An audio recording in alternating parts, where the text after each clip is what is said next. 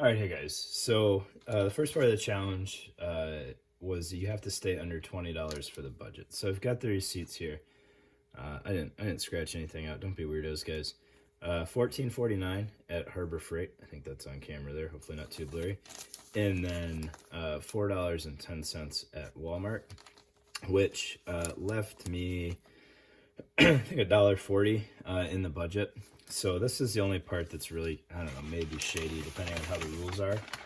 Is a long time ago back in Idaho, I bought this pack of cable ties from a mom and pop hardware store, and I could buy the bag for $8, or I could trust that it hadn't been picked over, or I'm sorry, I could buy them individually for 11 cents, or I could trust it hadn't been picked over too much and buy the whole bag outright for $8, which I did. Like an idiot because I don't need this many zip ties, but working with 11 cents per zip tie, that's the only thing I don't have a receipt for. So I filled the remainder of the budget with zip ties. All right. Hopefully nobody cares. If you guys do, write them off, whatever. I don't care. All right. So I took one of the kids to Harbor Freight and we went through seeing what cheap tools we could buy. And I just want to run you guys through some of the things we looked at. I could overlay this on the screen, but I don't really know how to do that. In fact, I bought a whiteboard for this house so that I can get out of doing that editing as well. All right, so I looked at this 3-piece pliers set.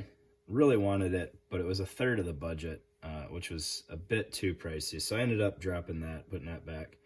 I really wanted some flathead screwdrivers, and I'll go over that in a little bit, but they were $2 a piece at Harbor Freight. That was a little spendy as well, so I ended up putting those back. These sweet metal clamps, I thought about getting one. I probably should have, knowing what I had left over in the budget versus what I got, because it was only 50 cents more than this plastic thing, which has failed me in the past, but strict budget, so I had to cheap out where I could. So I got that. We got some mechanics wire for $1. I wanted monofilament tape, but I couldn't find it locally. So this was kind of the next best bet, in my opinion. I don't know how strong it is, but we'll see. Right? And then the rope. All right, so the rope ended up, I didn't think about it. The rope should have been the first thing I got. So this was the priciest thing in there at $3.79. I'll go through my thought process on the rope too, once we get to that point. Ended up, instead of the screwdriver, getting these pegboard hooks, which I'll show you that again too. Those were $2 for 3, so a good bit cheaper than the screwdrivers, which were filling the same need that I wanted. All right, this is the vice grip I ended up going with. It was a $3 vice grip, so second most expensive thing in the kit, but you can't have a hook and line kit without vice grips, right? Some snap links, 90 cents a piece. I just felt obligated to have some snap links. Probably could have done without. And then I went to Walmart to spend the rest of the budget, and I ended up finding a screwdriver for $1. So I wanted a screwdriver, and I got a screwdriver in the kit. Tape options. Gorilla Tape was surprisingly cheap. I could have gotten 10 yards for $3, but that was a good chunk of the budget, so I opted for this cheap stuff, 10 yards for $1. And I think it will serve its purpose. And then E-tape for 72 cents. And tent pegs for 58 cents. I think that's it. All right, so that's what I got to make up the kit. Now let's kind of go through what I have done with those pieces, because they weren't all super ideal right away. So starting with the rope. Rope, again, I should have budgeted for this first. All the clearance rope at Harbor Freight was gone, and I ended up double checking at Walmart, and that was kind of overpriced as well. So I got this 3/16 by 100 foot rope. I really wanted nothing shorter than 100 feet. There was a lot of 50-foot options out there, but this was the cheapest 100 foot that was not twine. And twine may have actually served some purpose. I don't know. But 72-pound working load is a decent amount. Not what I would want, but it's something. And then it's braided. So a couple options here are, if I want more length of pull, I could undo this and basically double my line, but then we're getting a little weak. And then some mods that I thought about doing to this was cutting off like, I don't know, 30, 40 feet as kind of the rigging portion. And then I would have a known length of like 70 or 60 feet that once I tie onto it, I know that I at least have that much room to play with. And then putting some knots at different measurements just so I know how far away I am from whatever I'm working on. So those are some thoughts that went through my head to do with this 100 feet of rope. All right. Moving on to the vice grip. I took this thing in Arts and Craft a pull line on here going through the eyelet for the spring there. I don't know how well that would hold up, but it's what I got, and this is a super budget kit, right? So I think I could tie on to that and it wouldn't give me too many issues. It's not attached to the release, it's not attached to the eyelet, so I can't inadvertently loosen this thing. I think it'll work out right there. I might be wrong, but it's got a couple strands of wire there. I think it would hold up.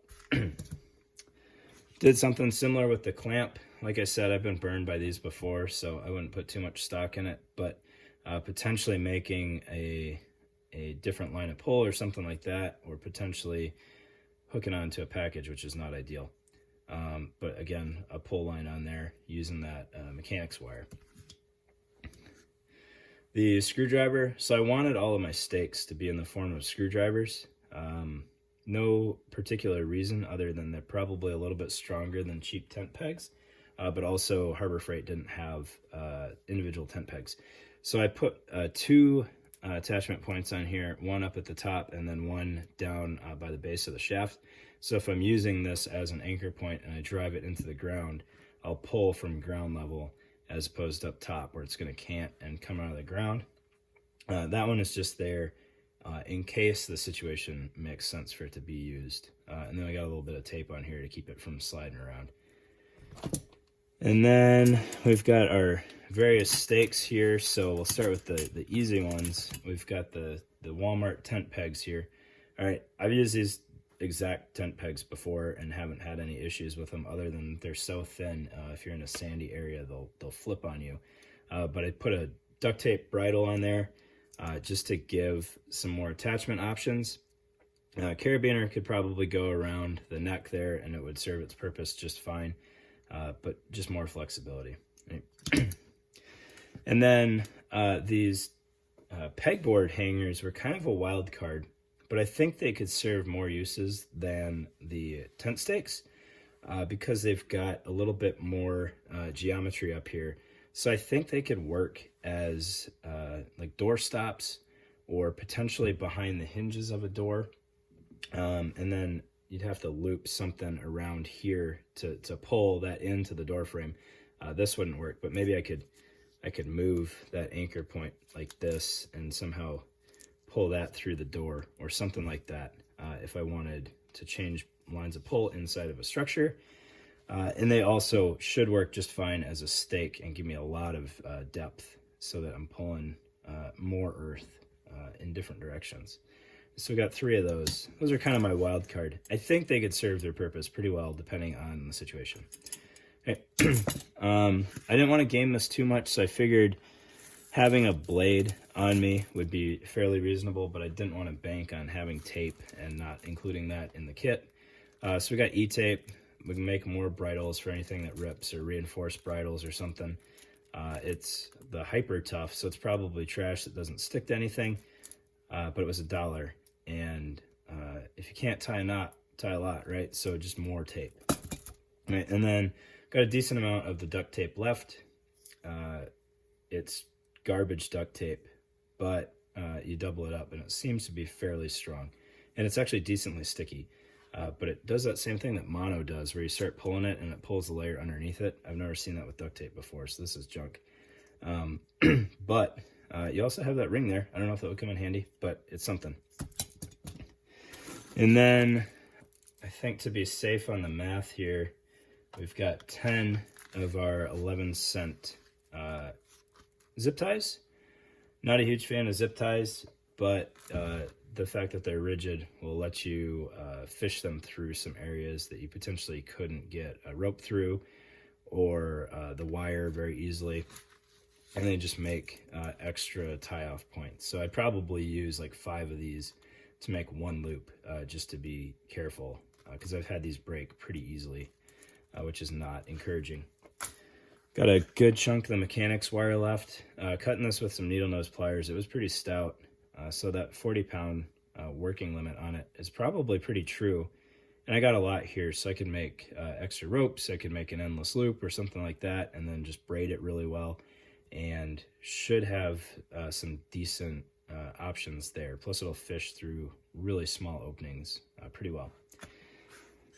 Our two snap links, because you can't have hook and line kit without carabiners. These are probably garbage, so if I was using them, once I got everything secured, as long as it was safe to do so, I would put some tape around the bail just to make sure that doesn't pull out. I've seen that happen before with these cheap things where the whole carabiner will just straighten out on you.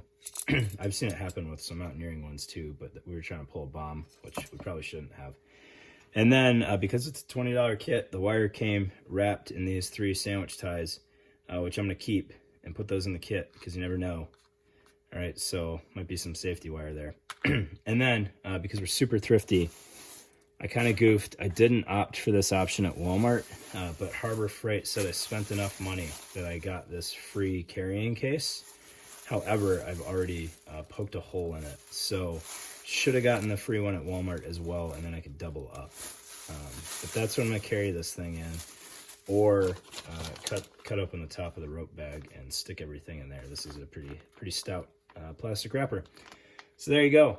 That is my entry into the $20 EODgear.com hook and line kit giveaway. Hopefully this drives some more of you guys to enter it. I don't care if you steal my ideas, just do them better. None of these are original anyways. But yeah, I thought it was a super fun contest, and I'd love to see what else you guys did and what kind of thought you put into it. So thanks, guys.